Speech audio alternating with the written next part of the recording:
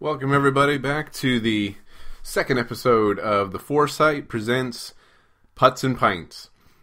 I'm your host Colin O'Brien, and today's beer of choice for the show is the poorly named Sweet Baby Jesus from DuClaw Brewing Company. It's their chocolate peanut butter porter. It's actually very good, but like I said, kind of poorly named. So, raising the pint glass to everybody. Cheers, everyone. Let's get started.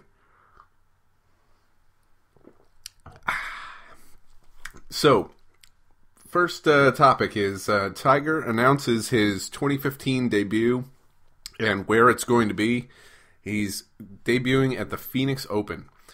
Phoenix Open is already the highest attended golf tournament of the year on the PGA Tour. When I was living out there, actually, and I volunteered on the driving range for a couple of years for that tournament, there was 150,000 people a day over the course of Saturday and Sunday.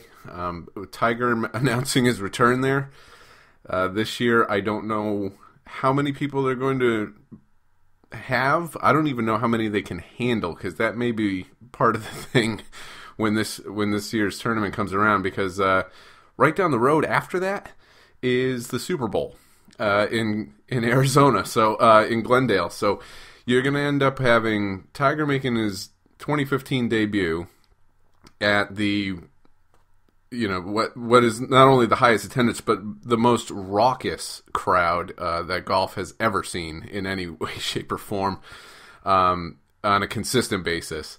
The Ryder Cup has taken on a life of its own now, but the 16th hole, if you've never experienced that, that's one of those things to experience, as far as just that is as close to a spectacle as golf will ever get. The 16th hole just being surrounded by, I don't even know how many, like tens of thousands of people they're wedging in there now. Just they're shouting at all the golfers as soon as the ball is struck, and they boo you if you don't make it onto the green. It's a little par 3, about 150 yards, give or take.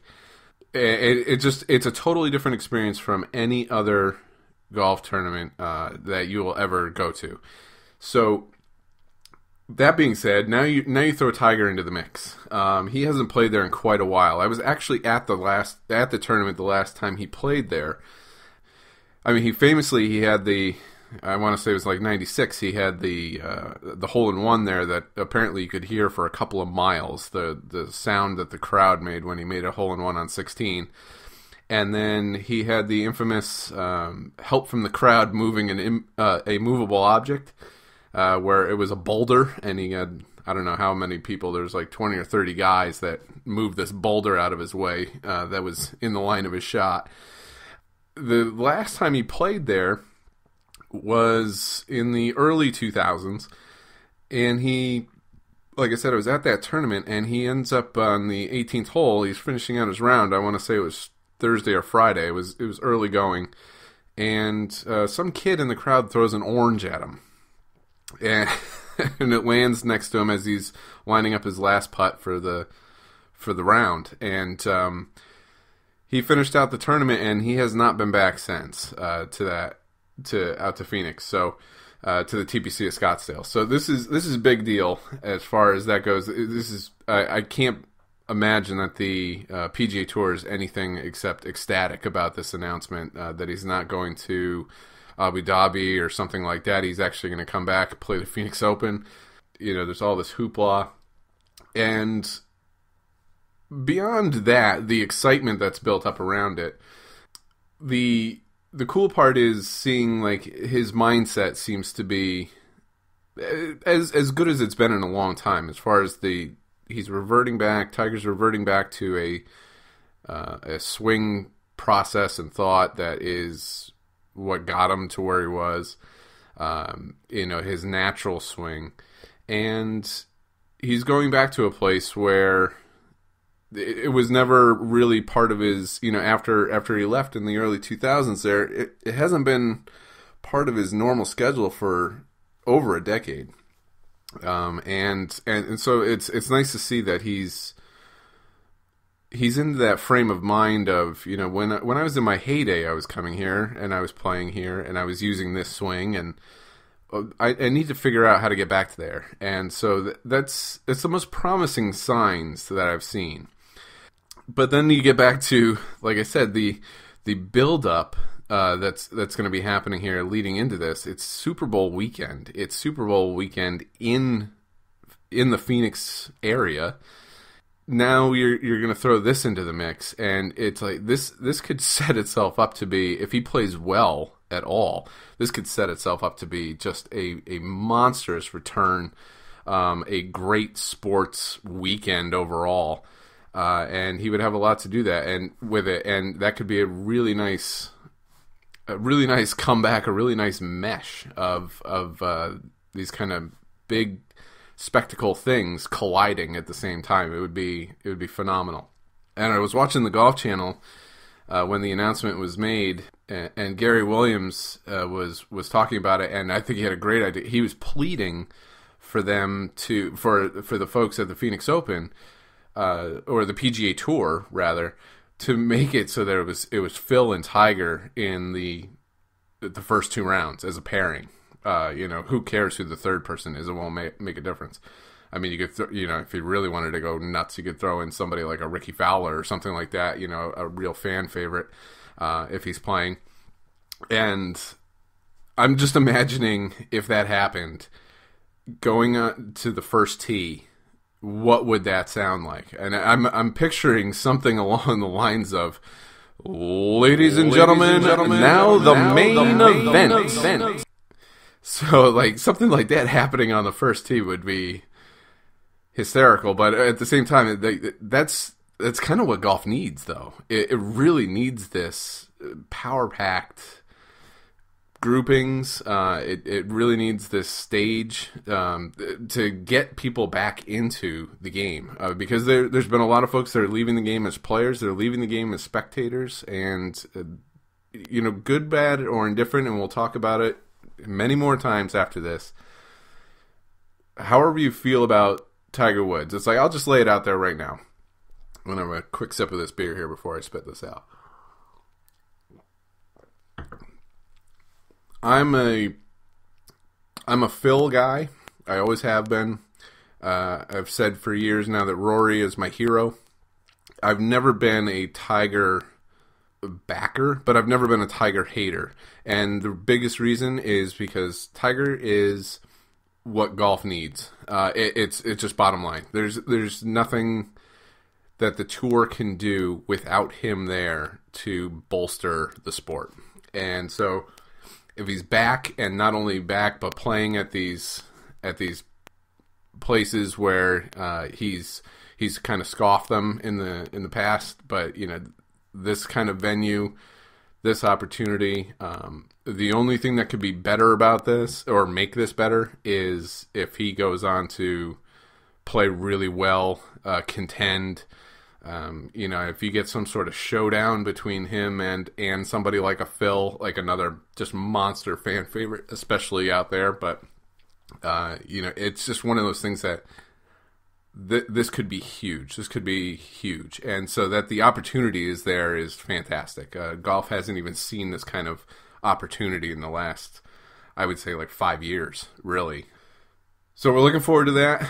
We'll see. It's that February, it's like January 29th through February 1st, something along those lines. Whatever that first weekend in February is Super Bowl Sunday. And we're just pumped, and everybody should be excited about this and looking forward to it. So speaking of golf, though, and the PGA Tour and the guys who are actually playing this week, I play the fantasy golf on the Golf Channel, and I put in my picks every week, and I'm looking for those nice prizes and stuff, and we'll see what happens with that. So I'm going to share my picks week to week. I'll share my picks as the tournaments unfold. And this tournament is a little bit weird as far as it's the Hyundai Tournament of Champions. So it was normally what would kick off the season, but now it's wedged in there a month or two into the 2014/2015 season. So, but my picks that I've had so far, in the past, I tend to do okay. I'm usually like a middle of the pack kind of selection guy. I'm having a pretty good week this week, though, as far as it's a short field. I think there's only 34 players in the field. But for those of you who aren't familiar, and if you want to go check it out at thegolfchannel.com, their fantasy game, you pick an A, a B, a C, and a D player, essentially, and they will have a certain number of those players in each category. So this week, my A pick was Matt Kuchar. They only had 4 guys to pick from, and it was Bubba Watson, Matt Kuchar, and I believe Hunter Mahan. And I'm forgetting the 4th, but the idea is I picked Kuchar because it's just a steady Eddie pick. We're going to start the season off. We'll see what happens, and so I threw Kuchar in there. Currently, he's tied for 6th, and then my B pick, I took Jimmy Walker. I really like Jimmy's game, as far as he doesn't do anything flashy, but he doesn't goof anything up either. So. And he's currently sitting at number 1 in the number 1 spot. My C player that I took was Russell Henley, and he was leader in the clubhouse after first round, and is currently sitting at tied with Kuchar in 6th place. Russell Henley's an interesting guy as far as he's won this before, but he just seems to be kind of on an island out there. He's like he'll win a tournament and then he's kind of looking around and hey guys, I'm here kind of thing. And it's an interesting thing. It's like I can't tell if he's confident, if he's arrogant, if he's lacking any semblance of either of those attributes. It's a tough one to figure out with this Russell Henley guy, but he can get on a roll. He can make a bunch of birdies, and he's kind of a player to watch out for. It's like you don't really think of him very much because he's never in the headlines until he wins, and then he goes away almost immediately. And so so that again, that's my C pick. So far I've got Matt Kuchar tied for 6th as my A, Jimmy Walker in the first position currently, and then Russell Henley is my C pick, and then my D pick was Charlie Hoffman, and Charlie Hoffman was coming off a win late in 2014, and so I picked him as somebody who maybe had something to build on or is some sort of continuation of what he had going there, and he is currently tied for 2nd. So I've got all 4 guys right now are in the top 6. And I've got number 1, 2, and 2 tied for 6th right now. So we're doing okay. We'll see how the week pans out. A lot of golf to go, but those are my picks this week, and we'll keep that going every week. As far as I'll let you know who I picked, and if you need verification, it is on the Golf Channel's website. There, it's like I can share it on Facebook or something, I suppose, just so that you know that I'm not making this up. All right, and our final subject for the day is going to be, this is the final year that you're allowed to anchor any club, which we all know means anchoring a putter. And so I'm going to go off on a little bit of a rant here when it comes to this, because the bottom line is I think the anchor ban is stupid. And here's why I think it's stupid. So when they decided however many years ago, like 25, 30 years ago or whatever, that anchoring was okay, so that you could use a belly putter or a long putter and anchor it to some sort of something like your belly button or your chin or whatever the case may be, they set the precedent there that like this is not an advantage for anybody, which it's not.